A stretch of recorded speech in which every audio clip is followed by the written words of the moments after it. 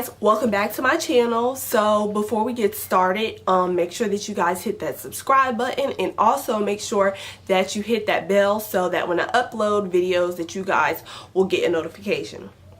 So as you can tell from the title of my video, I'm going to be talking about surviving R. Kelly because at first I'm not a big R. Kelly fan. Let me just put that out there. I never have been growing up. I never liked his music. He's just not my cup of tea.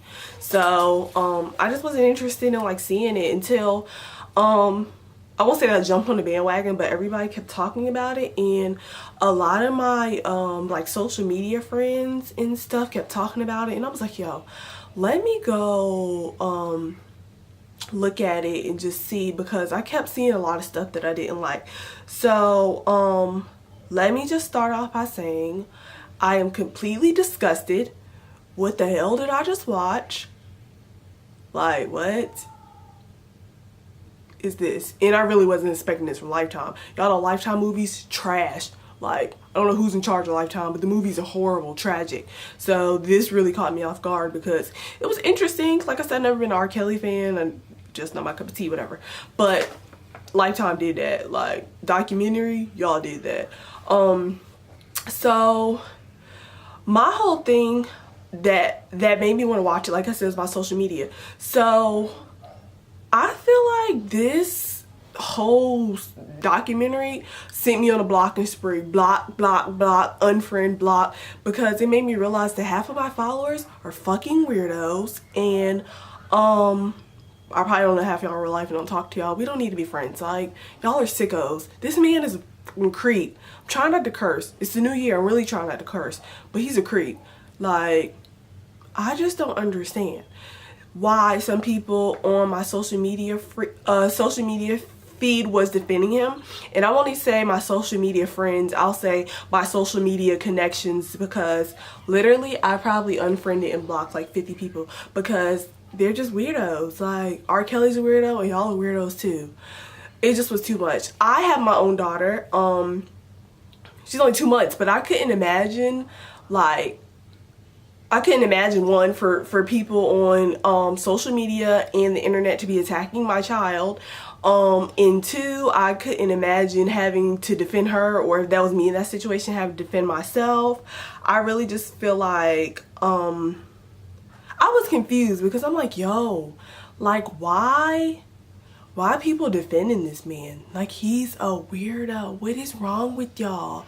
And I feel like some people was like, oh, like, yeah, like, why these women saying this and this, or like he might have did it, maybe he did, maybe he didn't, but I'm still about to listen to his music. Don't get me wrong, like I said, I've never been an R. Kelly fan, but obviously, like, numbers don't lie, people do. And his numbers, his records sell. People love his music. That does not take, what he's done does not take away from his talent one bit. Like, even in the videos they talk about, like, you know, how creative he is, how he's a visionary. Okay, that's cool, whatever, he's talented, okay, but I'm not listening to his music. I don't, why would you still want to? Could you imagine, like, cleaning up your house, bumping R. Kelly, and you know that he likes to have sex with 14-year-olds? What is wrong with you? Why? I'm not having that's kind of spirit and music going through my house. And I'll listen to some stuff, but that's just not. Honestly, this whole thing made me realize, like, one, R. Kelly's a creep. He's a weirdo, okay. But, like, this stuff, like, when they were telling the stories, I watched part 2, and when they were telling the stories, I just was like, yo, like, what the hell? Even the story, when the girl said that she kept, like, indulging in sexual acts and stuff, and it kind of was like, at first I was like, yo, like, why she didn't say anything? But even like when I was looking on social media, like, it was a lot of people saying, like, attacking her and saying why she didn't speak up, why she didn't say anything. A lot of people were saying, like, oh no, like, I don't believe them, I don't believe these women.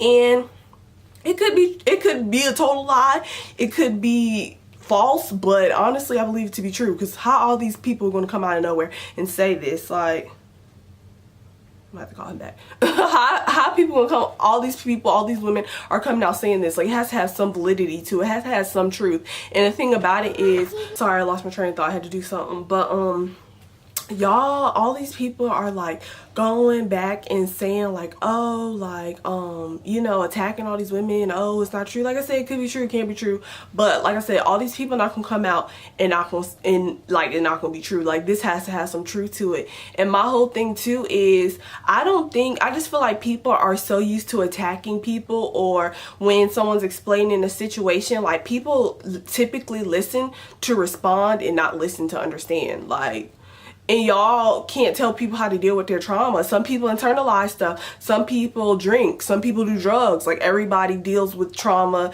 and traumatic experiences differently. Like, the way that you might handle getting, you know, raped or whatever might be totally different from somebody. Somebody might seek counseling and it might be hard for them to get over, and somebody might just go off the fucking deep end and do heroin. Like, you just don't know. So stop trying to like always downplay people's situations because you haven't experienced it, or you don't think like is this thing. And for me, I've never been raped. I've never been raped. I've never been molested. I've never had an experience like that from anybody outside my family, anybody in my family. So I don't know what that's like. All I know is that it's very real. I don't know. I can't even say I don't know anybody personally. I do know a couple people who have had experiences like that, and it's very traumatic. And I have my own daughter, and I wouldn't want to deal with that. I wouldn't want her to deal with that. I wouldn't want to deal with that as a parent. So it's just like, I just feel like people just like love trying to tell people like what's true, what's not true, or try to push their opinions off on other people. And it's kind of like, you don't know. Like, stop telling people how to feel about stuff. Stop telling people, oh, like, you don't, why you just now saying this? So who cares when they said it? They're saying it. Like, why does it matter? Like, I don't understand, but whatever. And something else too, I just feel like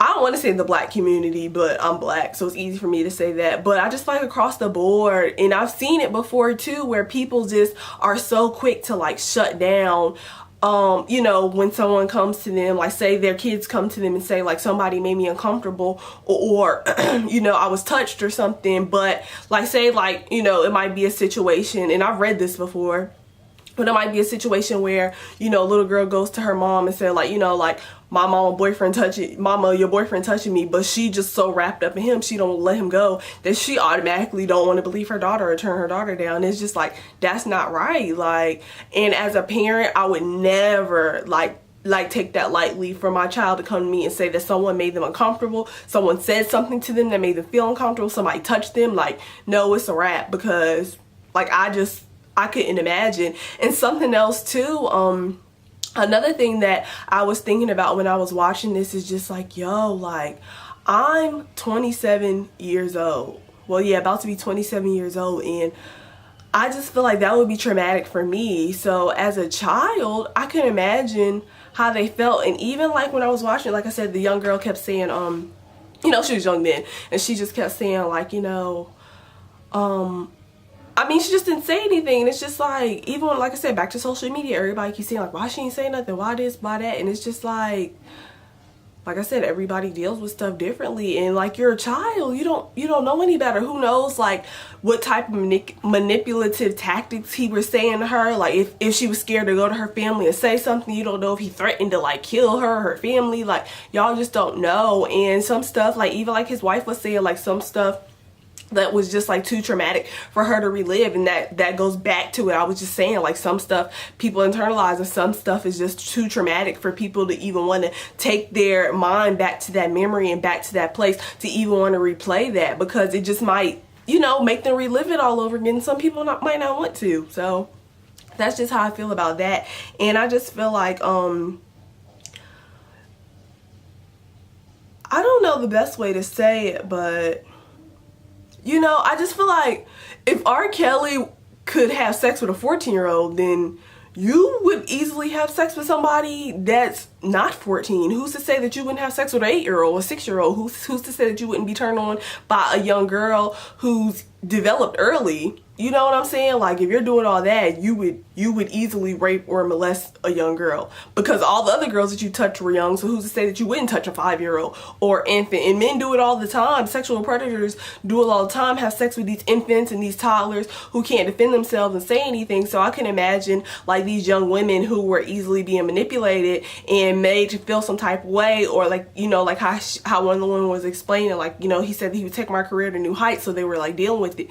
But like, what about the young girls who's been raped and made put in a place where they were made uncomfortable and they can't defend themselves? You know, it's just like, it's sick. Like, I couldn't imagine. I really couldn't imagine. And even his brother, like, his brother was saying, like, you know, like, and this pissed me off when I was watching it, because I rolled my eyes so hard, like, this nigga. And it's just like, he was like, well, you know, it's just a preference. Like, I prefer older women. My brother just prefers younger women. What's wrong with that? Okay, you prefer older women. Well, you're old, so older women is in your age range. Okay, you should prefer older women. What do you mean what's wrong with him preferring younger women? Do you see the age gap there? Like, that's a problem in itself, and you can't say, oh, like, that's his preference. No, a preference is, oh, I prefer pepperoni pizza over cheese pizza. I prefer to eat Chinese food over Korean food, or I prefer Sierra Mist over spicy ass Sprite. That's a preference. But you like to have sex with 14-year-olds and you like to have sex with a 50-year-old and you're 45. Those are two completely separate things. And that's the thing too. I feel like sometimes we have a problem with checking our family members just because they're our family members. Like, just because you're my brother, if you're wrong, I'm going to tell you wrong. Just like if I'm wrong, I need you to check me and tell me that I'm wrong, because I don't want to be around here, you know, spitting out and putting whatever into the atmosphere thinking like, oh, it's, you know, it's okay and nobody's checking me. No, if I'm wrong, tell me I'm wrong. Like, we supposed to be family. Like, you can't have me out here looking crazy and that nigga's clearly in jail or he's somewhere, some institution. He clearly deserves to be there. I don't care if he's your brother or not. Your brother's fucking weirdo. He's wrong, and that's just that. Like I said, that's not a preference thing. Sierra Mist over spicy ass Sprite, that's a preference. Your brother having sex with kids? No, that's creep tendencies. He's a fucking weirdo. Something else too, I had typed some notes on my phone to kind of keep me on track, because I just was like, I think I went over most of it, but I just was like all over the place, and it just was like, yo, like when I was watching this, I just had so many emotions. And I don't know if I would necessarily speak about the Aaliyah thing. She's not really here to defend herself. So it's a part of his story. It's a part of the legacy. But like I said, she's not here to defend herself or, like, you know, say what happened, what didn't happen, speak, don't speak. So we can only say but so much. I'm just going to leave that alone. But the album cover says a lot itself, because it's kind of like, damn, like he had this in plain sight and niggas just didn't care. Like, well, yeah, we sing along with the songs, and it's just like, damn, like the age gap is real. Like, it's all in the cover. That nigga's in the background looking like a creepo in the cover. Like, what? I just can't do it. And I don't know if y'all believe in, like, I'm not gonna like get too far off topic, but a lot of people don't believe in Illuminati. I personally believe that it's some elite whatever out there. I believe that. That's my preference to believe that. And I definitely believe that Rkelly would be indulging in all that freaky nasty stuff, how they be saying they be having sex parties and doing all that weird shit that rich people be doing, and billionaires and millionaires and sacrificing kids and humping and sucking. Yeah, Rkelly was doing that. I wouldn't even be surprised if he liked to have sex with men. Like, he just was into like too much weird stuff. Even like when his wife said he would like you know, be manipulative and controlling and like lock her up. Like, I really believe that Rkelly was like, it's like I said, it goes back to what I just was saying earlier, how she said that it was some stuff that like he did that was just like weird, and she probably wouldn't talk about it. And he probably was like doing some crazy stuff. like if he's peeing in little girls' mouths, he definitely was probably like his own wife, like your wife. He probably ain't no telling what he was doing. He probably was sodomizing her, sticking wine bottles up her, and God knows what. We don't know what happened, what went on behind closed doors. But like I said, he was sicko, and he probably was indulging in all them crazy ass activities at them crazy ass sex parties that they be having with the rich crazy people. And I believe that. You don't have to, but can't tell me he didn't, because I believe it. So, I don't know. I just feel like he's a weirdo. So, like I said, oh yeah, another thing, like for me, I want to say for me it's not a race thing, but to a certain extent it kind of is, because like how is he still out here roaming around and women are, you know, openly talking about it? If it was a white girl, she said it, they would have threw his ass 20 feet under the jail. We wouldn't hear about no Rkelly no more. He probably would have had got the dang on death penalty. They would have put his ass in the damn electric chair and burnt him up to a crisp. And they probably don't even do that no more, but he would have got that just because.